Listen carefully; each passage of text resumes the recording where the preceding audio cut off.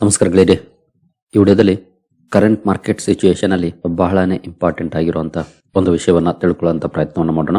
Market ಅಲ್ಲಿ ಈಗಲೂ ಕೂಡ ಖಂಡಿತ ಅನ್ಸರ್ಟನಿಟೀಸ್ ಇದೆ, ಬಟ್ ಸ್ಟಿಲ್ ಆ ಅನ್ಸರ್ಟನಿಟೀಸ್ ಬದಲಾಗೋ ಲಕ್ಷಣಗಳು ಕೂಡ ಕಾಣ್ತಿದ್ದಾವೆ. ಇಂತಹ ಸಂದರ್ಭದಲ್ಲಿ ನಾವು ಯಾವ ಕಡೆ ಫೋಕಸ್ ಮಾಡಬೇಕು ಇದನ್ನ ತಿಳ್ಕೊಳ್ಳೋದು ಬಹಳ ಇಂಪಾರ್ಟೆಂಟ್ ಆಗುತ್ತೆ. ಆ ನಿಟ್ಟಿನಲ್ಲಿ ಒಂದಷ್ಟು ವಿಷಯವನ್ನ ತಿಳ್ಕೊಳ್ಳೋಣ. ಮೊದಲಿಗೆ ಡಿಸ್ಕ್ಲೇಮರ್ ಕೊಡೋಕೆ ಇಷ್ಟಪಡ್ತೀನಿ. ಇಲ್ಲಿ ಯಾವುದಾದ್ರೂ ಸ್ಟಾಕ್ ಅನ್ನು ಮೆನ್ಷನ್ ಮಾಡಿದ್ರೆ ಅದ್ಯಾವುದನ್ನು ಕೂಡ ನಾನು ರೆಕಮೆಂಡ್ ಮಾಡ್ತಿಲ್ಲ. ನೀವು ಫರ್ದರ್ ಡಿಮಿಡಿಷನ್ ತೊಗೊಳ್ಬಹುದು. ಆಸ್ ಎ ಎಜುಕೇಶನಲ್ ಪರ್ಪಸ್ ನಾನು ವಿಡಿಯೋ ನಿಮ್ಮ ಮುಂದೆ ತರ್ತಾ ಇದ್ದೀನಿ. ಹಾಗೆ ನೀವೇನಾದ್ರೂ ಇಲ್ಲಿವರೆಗೂ ನಮ್ಮ ಇನ್ಸ್ಟಾಗ್ರಾಮ್ ಹಾಗೂ ಫೇಸ್ಬುಕ್ ಚಾನಲ್ಗಳನ್ನು ಫಾಲೋ ಮಾಡ್ತಿಲ್ಲ ಅಂದ್ರೆ ಎರಡನ್ನು ಕೂಡ ಫಾಲೋ ಮಾಡಿ. ಯಾಕಂದ್ರೆ ಯೂಟ್ಯೂಬ್ ಅಲ್ಲಿ ಏನಾದರೂ ವಿಡಿಯೋಗಳನ್ನು ಅಪ್ಲೋಡ್ ಮಾಡಲಿಕ್ಕೆ ಸಮಸ್ಯೆಗಳಾದ್ರೆ ಇನ್ಸ್ಟಾಗ್ರಾಮ್ ಅಥವಾ ಫೇಸ್ಬುಕ್ ಅಲ್ಲಿ ನಿಮಗೆ ಅಪ್ಡೇಟ್ಗಳು ಸಿಗುತ್ತೆ. ಎರಡರ ಲಿಂಕ್ ಡಿಸ್ಕ್ರಿಪ್ಷನ್ ಅಲ್ಲಿ ಇದೆ, ಹಾಗಾಗಿ ಎರಡನ್ನು ಕೂಡ ಫಾಲೋ ಮಾಡಬಹುದು. ಇವತ್ತಿನ ಟಾಪಿಕ್ ಬಂದು the next big trade, stocks, bonds or gold. ಈ ಮೂರು ಅಸೆಟ್ ಕ್ಲಾಸ್ ಗಳ ಬಗ್ಗೆ ಇವತ್ತಿನ ಈ ವಿಡಿಯೋದಲ್ಲಿ ತಿಳ್ಕೊಳ್ಳೋಣ. ಈಗ ಯಾವುದು ಸೂಕ್ತ ಈ ಸನ್ನಿವೇಶದಲ್ಲಿ ಅನ್ನೋದ್ರ ಬಗ್ಗೆ. ಆದ್ರೆ ಒಂದು ವಿಷಯ ನೆನಪಿರ್ಲಿ, ಈ ಅನ್ಸರ್ಟನಿಟೀಸ್ ಏನಿದೆ ಇನ್ನೂ ಕೂಡ ಮುಂದುವರೆದಿದೆ. ಸೀಸ್ ಫೈರ್ ಗೆ ಸಂಬಂಧಪಟ್ಟಂತೆ MOU ಆಯ್ತು, ಆನಂತರ ಇಸ್ರೇಲ್ ಲೆಬನಾನ್ ಮೇಲೆ ಅಟ್ಯಾಕ್ ಮಾಡ್ತು, ಮತ್ತೆ ಇಲ್ಲಿ ಅನ್ಸರ್ಟನಿಟೀಸ್ ಮುಂದುವರೆದಿದೆ. ಜೊತೆಗೆ JD ವ್ಯಾನ್ಸ್ ಅವರು ಮಾತುಕತೆಗೆ ಸ್ವಿಟ್ಜರ್ಲೆಂಡ್ ಗೆ ಹೋಗ್ತಿದ್ದಾರೆ ಅಂತ ಸುದ್ದಿ ಬರ್ತಾ ಇದೆ. ಹಾಗೆ ಸ್ಟ್ರೈಟ್ ಆಫ್ ಹಾರ್ಮುಜ್ ಕ್ಲೋಸಿಂಗ್ ಗೆ ಸಂಬಂಧಪಟ್ಟಂತೆ ಅಮೆರಿಕ ಒಂದು ಹೇಳಿಕೆಯನ್ನ ಕೊಡ್ತಾ ಇದೆ, ಇರಾನ್ ಒಂದು ಹೇಳಿಕೆಯನ್ನ ಕೊಡ್ತಾ ಇದೆ. ಇಲ್ಲಿ ಅನ್ಸರ್ಟನಿಟೀಸ್ ಇದೆ, ಬಟ್ ಮೇ ಬಿ ಇದಕ್ಕೆ ಒಂದು ಅಂತ್ಯ ಸಿಗಬಹುದು ಸದ್ಯದಲ್ಲೇ. ಹಾಗಾಗಿ ನಾವೀಗ ಯಾವ ಕಡೆ ಫೋಕಸ್ ಮಾಡಬೇಕು ಅನ್ನೋದನ್ನ ತಿಳ್ಕೊಂಡಿದ್ರೆ ಮೇ ಬಿ ಮುಂದೆ ನಮ್ಗೆ ಅನುಕೂಲ ಆಗ್ಬೋದು. ಹಾಗಾಗಿ ನೋಡೋಣ ಏನೆಲ್ಲ ಇಂಪಾರ್ಟೆಂಟ್ ವಿಷಯಗಳಿದ್ದಾವೆ ತಿಳ್ಕೊಳ್ಳೋಣ ಇದಕ್ಕೆ ಸಂಬಂಧಪಟ್ಟಂತೆ. ಅದಕ್ಕಿಂತ ಮುಂಚೆ ಡಿಸ್ಕ್ರಿಪ್ಷನ್ ಅಲ್ಲಿ ಅಕೌಂಟ್ ಅನ್ನು ಓಪನ್ ಮಾಡ್ಕೊಳ್ಳುವಂತ ಲಿಂಕ್ ಇದೆ. ಇಂಟ್ರೆಸ್ಟ್ ಇರೋರು ಅಕೌಂಟ್ ಅನ್ನು ಓಪನ್ ಮಾಡ್ಕೊಳ್ಬಹುದು. ಹೂಡಿಕೆಗೆ ಸಂಬಂಧಪಟ್ಟಂತೆ ನಿಮ್ಗೆ ಏನಾದ್ರು ಸಪೋರ್ಟ್ ಬೇಕು ಅಂದ್ರೆ ಇಲ್ಲಿರುವಂತ ನಂಬರ್ ಗಳ ಮೂಲಕ ನಮ್ಮ ಟೀಮ್ ನ ಕಾಂಟ್ಯಾಕ್ಟ್ ಮಾಡಬಹುದು. ಬಟ್ ಸಪೋರ್ಟ್ ಸಿಗಬೇಕು ಅಂದ್ರೆ ಕಂಡೀಷನ್ಸ್ ಇರುತ್ತೆ, ಅದು ನಮ್ಮ ಮೂಲಕ ಅಕೌಂಟ್ ಅನ್ನು ಓಪನ್ ಮಾಡ್ಕೊಂಡಿರ್ಬೇಕು ನೀವು. ಹಾಗಾಗಿ ಡಿಸ್ಕ್ರಿಪ್ಷನ್ ಇರುವಂತ ಲಿಂಕ್ ಅನ್ನ ಬಳಸಿಕೊಂಡು ಅಕೌಂಟ್ ಅನ್ನು ಓಪನ್ ಮಾಡಿಕೊಂಡು ಸಂಪರ್ಕ ಮಾಡಬಹುದು.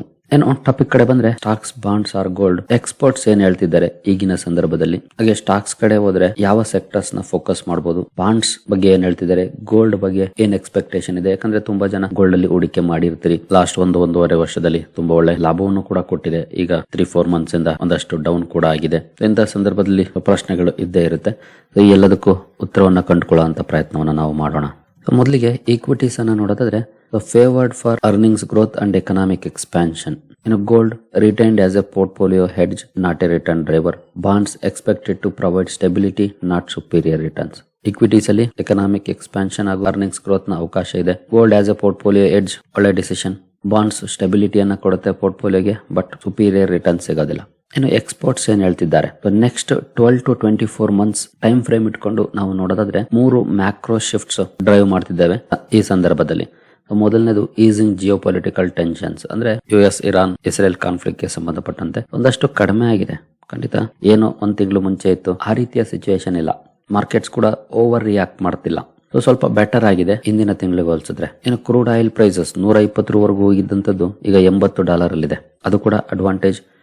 Improving earning prospects. Crude oil down ಆದ್ರೆ, ರುಪಿ ಸ್ವಲ್ಪ ಸ್ಟ್ರಾಂಗ್ ಆದ್ರೆ, ಎಕನಾಮಿಕ್ ಆಕ್ಟಿವಿಟೀಸ್ ಜಾಸ್ತಿ ಆದ್ರೆ ಅರ್ನಿಂಗ್ ಪ್ರಾಸ್ಪೆಕ್ಟ್ಸ್ ಕೂಡ ಇಂಪ್ರೂವ್ ಆಗುತ್ತೆ. ಸೊ ಈಕ್ವಿಟೀಸ್ ಗೆ ಫೇವರ್ ಆಗಿದ್ದಾರೆ ಹಲವು ಅನಲಿಸ್ಟ್ ಗಳು ಓವರ್ ಬಾಂಡ್ಸ್ ಅಂಡ್ ಗೋಲ್ಡ್.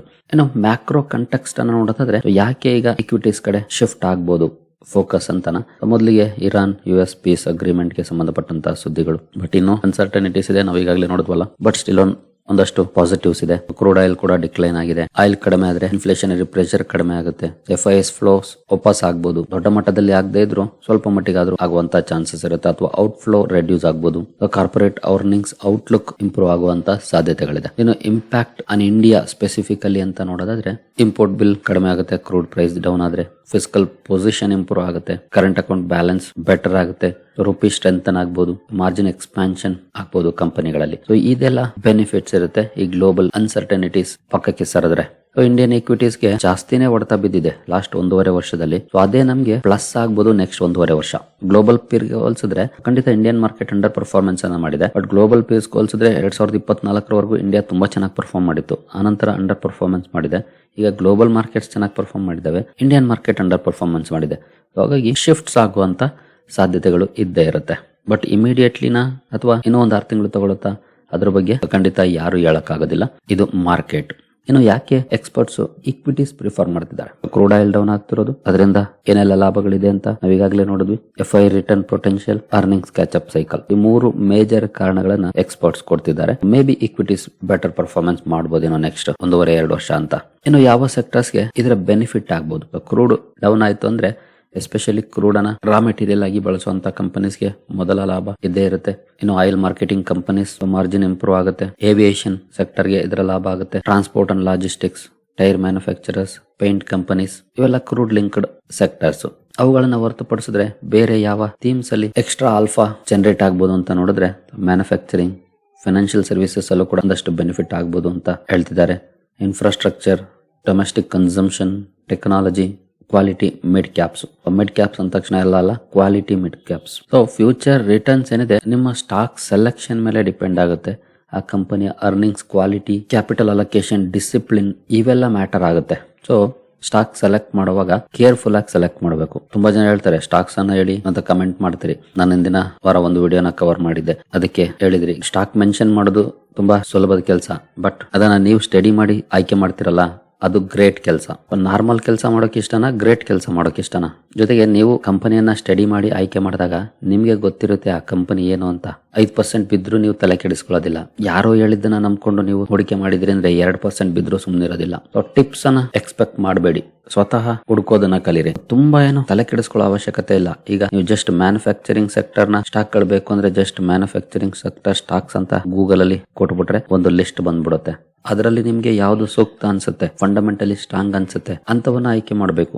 ನಾನು ಹೇಳ್ದೆ ಅಂತ ಆಗ್ಲಿ, ಇನ್ನೊಬ್ರು ಯಾರೋ ಹೇಳಿದ್ರು ಅಂತ ಆಗ್ಲಿ, ಇನ್ನೂ ಎಲ್ಲೋ ಬೇರೆ ಕಡೆ ನೋಡಿದೆ ಅಂತ ಆಗ್ಲಿ ಹೂಡಿಕೆ ಮಾಡಿದ್ರೆ ಖಂಡಿತ ನಿಮ್ಗೆ ರಿಟರ್ನ್ಸ್ ಜನರೇಟ್ ಆಗಲ್ಲ. ಇವತ್ತಲ್ಲ ನಾಳೆ ಲಾಸೇ ಆಗೋದು. ಸೊ ನೀವು ಯಾವಾಗ ಸ್ವಂತ ಬುದ್ಧಿ ಉಪಯೋಗಿಸಿ ಸ್ಟಡಿ ಮಾಡಿ ಹೂಡಿಕೆ ಮಾಡ್ತೀರಿ ಅದು ಪರ್ಮನೆಂಟ್ ಆಗಿರುತ್ತೆ. ಅದನ್ನ ಯಾರು ಕಿತ್ಕೊಳಕ್ ಆಗೋದಿಲ್ಲ. ಸೊ ಆ ಪ್ರಯತ್ನ ಮಾಡಿ. ಸೆಕ್ಟರ್ಸ್ ಅನ್ನ ನಾನು ಹೇಳ್ಬೋದು, ಸ್ಟಾಕ್ಸ್ ಹೇಳೋದಕ್ಕೆ ಸಾಕಷ್ಟು ರೆಸ್ಟ್ರಿಕ್ಷನ್ಸ್ ಇದೆ. ಯಾರಿಗೂ ಸಮಸ್ಯೆ ಆಗ್ಬಾರ್ದು, ನಿಮ್ಗೂ ಆಗ್ಬಾರ್ದು, ನಮಗೂ ಆಗ್ಬಾರ್ದು. ನೀವು ಸ್ವತಃ ಸ್ಟಡಿ ಮಾಡಿದ್ದೀರಿ ಅಂದ್ರೆ ಖಂಡಿತ 90% ಆಫ್ ದ ಪ್ರಾಬ್ಲಮ್ಸ್ ಕಡಿಮೆ ಆಗ್ಬಿಡುತ್ತೆ. ಯಾಕಂದ್ರೆ ಸ್ಟಾಕ್ಸ್ ಅಲ್ಲಿ ಸಕ್ಸಸ್ ಆಗೋ ರೇಟ್ ಜಾಸ್ತಿ ಆಗುತ್ತೆ, ಅಲ್ಲೇ ನಿಮ್ಗೆ ಲಾಭ ಸಿಗುತ್ತೆ. ಹಾಗಾಗಿ ಟಿಪ್ಸ್ ಕಡೆ ಗಮನ ಕೊಡಬೇಡಿ. ಇನ್ನು ಗೋಲ್ಡ್ ವಿಚಾರಕ್ಕೆ ಬಂದ್ರೆ, ಗೋಲ್ಡ್ ಕಳೆದ 1.5 ವರ್ಷದಲ್ಲಿ ತುಂಬಾ ಚೆನ್ನಾಗಿ ಪರ್ಫಾರ್ಮ್ ಮಾಡಿದೆ, ತುಂಬಾ ಒಳ್ಳೆ ಲಾಭವನ್ನ ಕೊಟ್ಟಿದೆ. ಬಟ್ ಫ್ಯೂಚರ್ ಅನ್ಸರ್ಟನ್ ಇದೆ. ಯಾಕೆ? ಲಾಸ್ಟ್ ವೀಕ್ ನಮ್ಮ ವೆಲ್ತೋರಿಯಾ ಚಾನಲ್ ಅಲ್ಲಿ ಒಂದು ವಿಡಿಯೋನ ಕವರ್ ಮಾಡಿದ್ದೀನಿ. ಇಲ್ಲಿದೆ ಆ ವಿಡಿಯೋ, ಗೋಲ್ಡ್ ಡೌನ್ ಆಗ್ತಿರೋದು ಯಾಕೆ ಅಂತ. ಇನ್ ಕೇಸ್ ಇಲ್ಲಿವರೆಗೂ ನೀವು ಈ ವಿಡಿಯೋ ನೋಡಿಲ್ಲ ಅಂತಂದ್ರೆ ಒಂದ್ಸಲ ನೋಡಿ, ಯಾಕೆ ಗೋಲ್ಡ್ ಡೌನ್ ಆಗ್ತಿದೆ ಅಂತ. ಇದರಲ್ಲಿ 4-5 ಕಾರಣಗಳನ್ನ ಮೆನ್ಷನ್ ಮಾಡಿದ್ದೀನಿ. ಜಸ್ಟ್ 4 ನಿಮಿಷದ ವಿಡಿಯೋ ಅಷ್ಟೇ, ಅದೇನು ಜಾಸ್ತಿ ಲೆಂತ್ ಇರೋ ಅಂತದ್ದಲ್ಲ. ಕಮೆಂಟ್ ಸೆಕ್ಷನ್ ಅಲ್ಲಿ ಪಿನ್ ಮಾಡಿರ್ತೀನಿ, ಒಂದ್ಸಲ ನೋಡಿ ಗೊತ್ತಾಗುತ್ತೆ ನಿಮ್ಗೆನ. ಒಳ್ಳೆ ಪರ್ಫಾರ್ಮೆನ್ಸ್ ನಂತರ ಒಬ್ವಿಯಸ್ಲಿ ಒಂದಷ್ಟು ಕರೆಕ್ಷನ್ ಅಥವಾ ಅಂಡರ್ ಪರ್ಫಾರ್ಮೆನ್ಸ್ ಇದ್ದೇ ಇರುತ್ತೆ, ಅದಾಗ್ತಿದೆ. ಹಾಗಾದ್ರೆ ಗೋಲ್ಡ್ ಇಂದ ದೂರ ಇರ್ಬೇಕಾ? ಖಂಡಿತ ಇಲ್ಲ. Gold as A hedge okay, ನಮ್ಮ ಪೋರ್ಟ್ಫೋಲಿಯೋದಲ್ಲಿ 5% ಅಲೋಕೇಶನ್ ಇರಬೇಕು, ಇರಬಾರ್ದು ಅಂತಲ್ಲ. ಬಟ್ ಅದಕ್ಕಿಂತ ಜಾಸ್ತಿ 40-50% ಅಂದ್ರೆ ಖಂಡಿತ ಅಷ್ಟು ಒಳ್ಳೆ ಡಿಸಿಷನ್ ಅಲ್ಲ. ಯಾಕಂದ್ರೆ ಯಾವುದೇ ಅಸೆಟ್ ಕ್ಲಾಸ್ ಆದ್ರೂ ಕೆಲವು ಸಲ ಒಳ್ಳೆ ಪರ್ಫಾರ್ಮೆನ್ಸ್ ಇರುತ್ತೆ, ಕೆಲವು ಸಲ ಅಂಡರ್ ಪರ್ಫಾರ್ಮೆನ್ಸ್ ಇರುತ್ತೆ. ಹಾಗಾಗಿ ಡೈವರ್ಸಿಫೈಡ್ ಇರಬೇಕು, ಬಟ್ ಹೆವಿ ಕಾನ್ಸಂಟ್ರೇಷನ್ ಇರಬಾರ್ದು.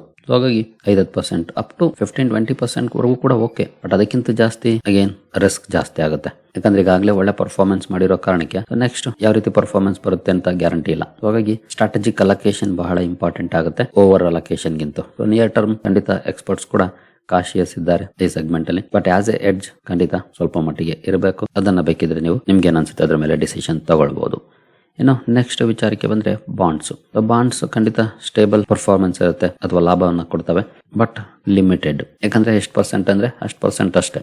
ಪ್ರಿಡಿಕ್ಟಬಲ್ ಇನ್ಕಮ್ ಸ್ಟ್ರೀಮ್ ಅನ್ನ ಒದಗಿಸ್ತವೆ. ವಾಲಟಿಲಿಟಿ ಕಡಿಮೆ ಇರುತ್ತೆ, ಸ್ಟೆಬಿಲಿಟಿ ಇರುತ್ತೆ ಪೋರ್ಟ್ಫೋಲಿಯೋದಲ್ಲಿ. But challenges, inflation concern, central bank policies ಇವೆಲ್ಲವೂ ಕೂಡ ರಿಟರ್ನ್ಸ್ ನ ಮೇಲೆ ಇಂಪ್ಯಾಕ್ಟ್ ಮಾಡುವಂತವಾಗಿರ್ತವೆ. ಇದು ಕೂಡ ಅಷ್ಟೇ, ಆಸ್ ಎ ಡೈವರ್ಸಿಫೈಡ್ ಪೋರ್ಟ್ಫೋಲಿಯೋ ಒಂದಷ್ಟು allocation okay 5-10%, but high allocation ಅಷ್ಟು ಸೂಕ್ತ ಆಗೋದಿಲ್ಲ ಬಾಂಡ್ಸ್ ಅಲ್ಲೂ ಕೂಡ. ಯಾಕಂದ್ರೆ ಲಿಮಿಟೆಡ್ ಲಾಭ ಇರುತ್ತೆ ಇಲ್ಲಿ.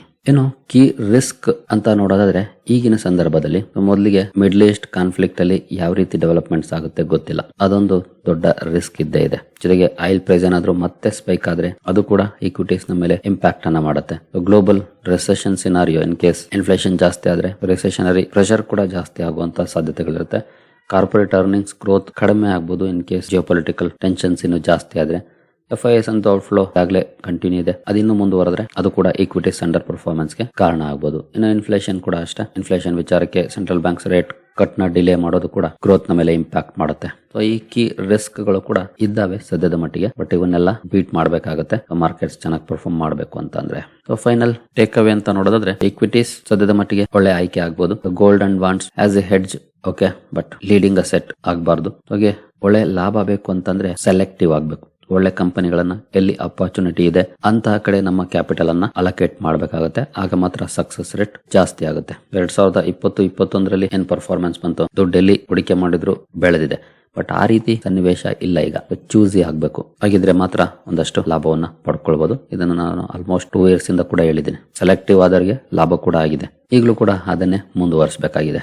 ಸರಿಗಳಿರಿ, ಈ ವಿಡಿಯೋ ನಿಮಗೆ ಇಷ್ಟ ಆಗಿದೆ ಅನ್ಕೊಳ್ತೀನಿ. ಹಾಗೆ ಡಿಸ್ಕ್ರಿಪ್ಷನಲ್ಲಿ ಅಕೌಂಟನ್ನು ಓಪನ್ ಮಾಡ್ಕೊಳ್ಳುವಂಥ ಲಿಂಕ್ ಇದೆ, ಅಕೌಂಟನ್ನು ಓಪನ್ ಮಾಡ್ಕೊಳ್ಬಹುದು. ಅಂಡ್ ಇನ್ಸ್ಟಾಗ್ರಾಮ್ ಹಾಗೂ ಫೇಸ್ಬುಕ್ ಅಕೌಂಟ್ಗಳ ಲಿಂಕ್ ಕೂಡ ಇರುತ್ತೆ, ಅವುಗಳನ್ನು ಕೂಡ ಫಾಲೋ ಮಾಡಿ. ಮುಂದಿನ ವಿಡಿಯೋದಲ್ಲಿ ಸಿಗೋಣ. ಅಲ್ಲಿವರೆಗೂ ಜೈ ಹಿಂದ್, ಜೈ ಕರ್ನಾಟಕ.